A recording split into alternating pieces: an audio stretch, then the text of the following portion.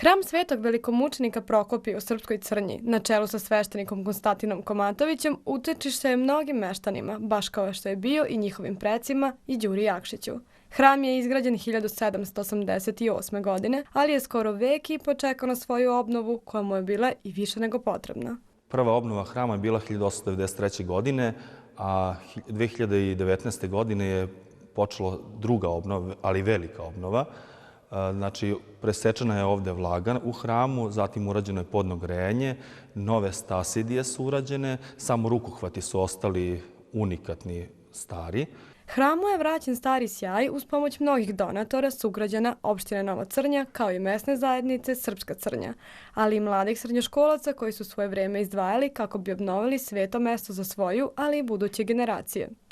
Iako su završeni mnogi unutrašnji i spoljašnji radovi, obnova hrama i dalje nije prevedena kraju.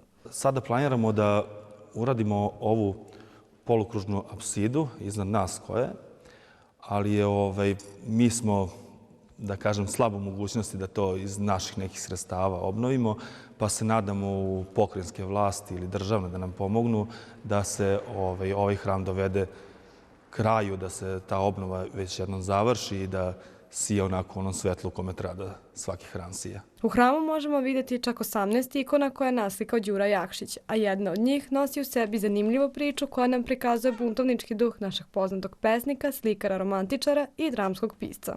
Ikona Presvete Bogorodice ovde u Toronu, desno, je naslikana u Beču. Znači, Đura Jakšić je nju naslikao u Beču kao model svog slikarstva i poslao svome ocu Dionisiju koji je ovde bio sveštenik. I kada je ta ikona stigla ovde, da se uzme u razmatranje, da se postavi u hram, narod nije bio baš oduševljen, zato što ikona nije naslikana po pravoslavnoj ikonografiji i razlikovala se od tadašnjih predstava Presvete Bogorodice. Osim toga, Đura Jakšić je imao tu slobodu da uzima likove poznate njemu, da li su to bili prijatelji njegovi, da li je to bio neko iz rodbine. Između ostalog, za ovu ikonu Presvete Bogorodice uzeo je lik jedne devojke koja je bila moralno uzvišena i hteo je da upravo njen lik predstavi na ikoni Presvete Bogorodice. I on je to i uradio, međutim, narod je bio spočitao, prepoznao je taj lik i spočitao mu je da je to ona i on je onda iz ljutine uzeo i nožem i na 3 mesta probao ikonu Presvete Bogorodice i iscepao. Svaki kutak ovog svetog mesta nosi deo istorije, a iako postoji izreka da se istorija ne treba ponavljati, svakako se treba obnavljati.